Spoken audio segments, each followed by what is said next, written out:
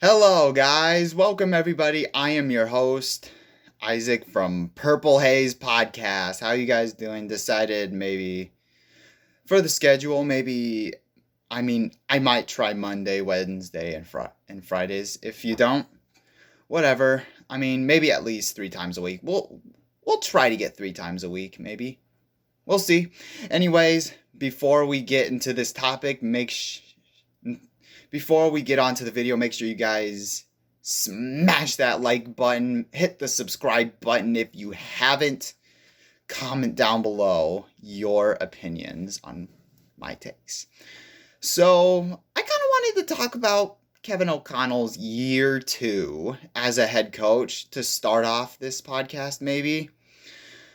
So, as we know, this is his second year as a head coach. His first year was a rookie head coach, so not too shabby. We're going to first go over some of the good stuff that he's done, give him some praise, and then maybe criticize it maybe a little bit. How about that? So, he, of course, first season, he got 13-4 in the regular season. Not too shabby, 13 wins, first in the NFC North. And then and so for now his other stats, he was 11-0 in one-score games. So the good thing about that is that we're winning games that we're supposed to. Back in 21, our record was 6-8 in 21. In 22, it's 11-0. That's really good to close out games like that. And then 4-0 after a loss, so they're mentally strong. The players, they're mentally strong. He makes sure he prepares, and that never happens next game, so that's good.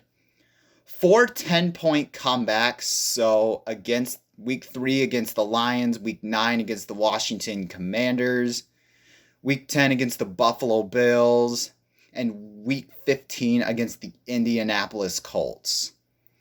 So, man, that's pretty good. The Buffalo game was definitely my favorite in that season. Just the roller coaster and all that. That was the best game. Probably my number one favorite out of watching them. The best game I've ever seen. And he also achieved the largest comeback. So, in NFL history, I guess you should say. I'm not questioning it's against the Colts, sure, the Jeff Saturday Colts, but I really don't care. Who cares? It's awesome. It still was good, though. They did it anyway, so I don't know how, but we did it. 12-17 in scoring in the first offensive possession, so they're good with like these scripted drives. They're very good with doing that. 11 out of 17 scores in the last offensive possession. So they're good at putting the dagger in. So that's really good. Yeah, I also mentioned the comeback win at Buffalo. Amazing game still. 25 average points per game. So they're good at producing points. Only 2 double-digit offensive points in 2 games. Damn, that's really good. And then 5.5 average yards per play, 49 total touchdowns, so not too shabby. 361 yards per game, basically mostly by Kirk Cousins and Justin Jefferson, of course. Why not? 47% 47% fourth down conversion percentage. That's really good. So they're good at yes, that's sub 50, but that's still solid nonetheless. That's still really solid. 6th in scoring on the first quarter, so basically I'm saying like the first drive, maybe some in between there, maybe here and there.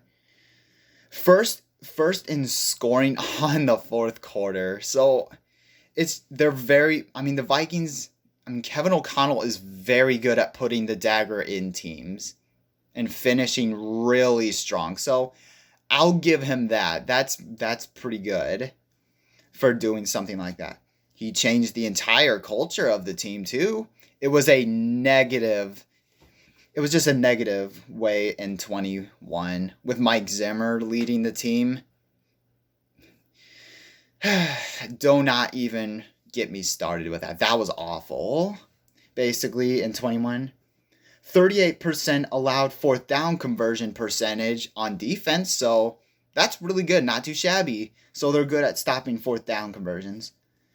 3 games won against some playoff teams. So it's the Miami Dolphins, they barely squeaked in just because, they were terrible, so they were just awful. Against the New York Giants and the Buffalo Bills. He also, basically during the loss, he holds himself accountable. So that's really good that he owns up to his losses. That's not what the previous regime did. No. They did not do that.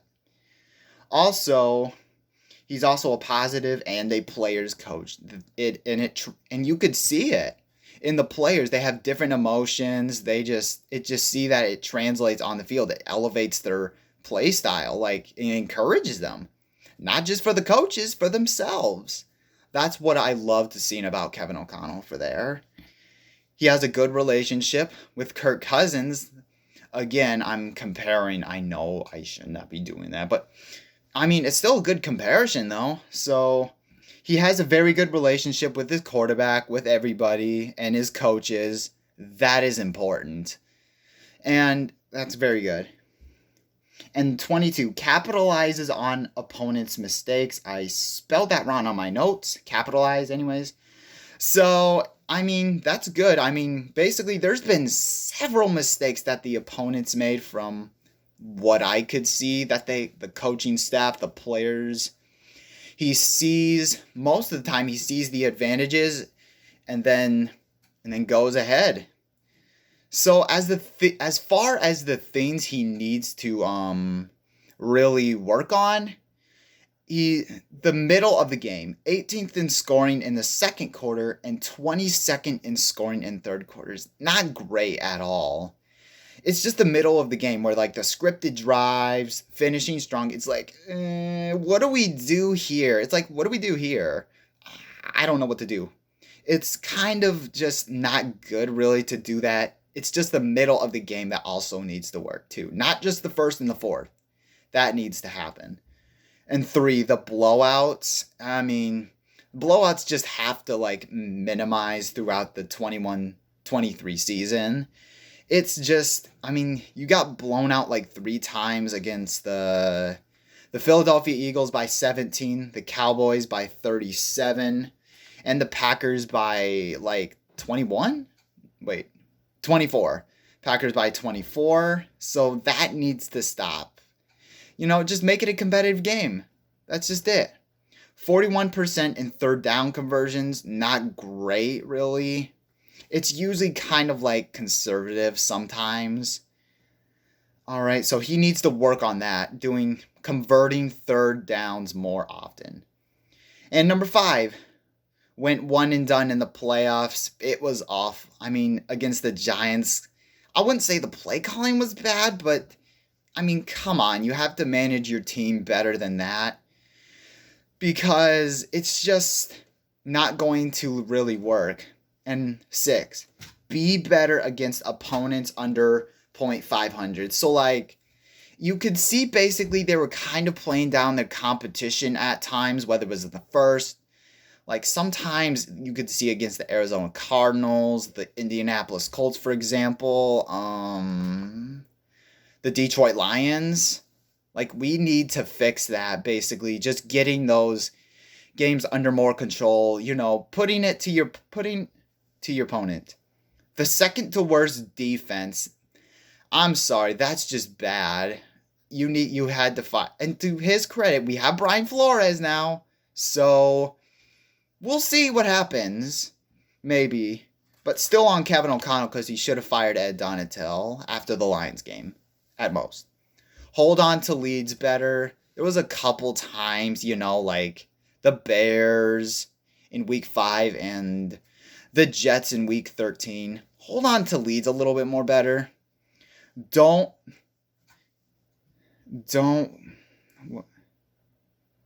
Hold on, I'm not sure what my note says there. I don't know.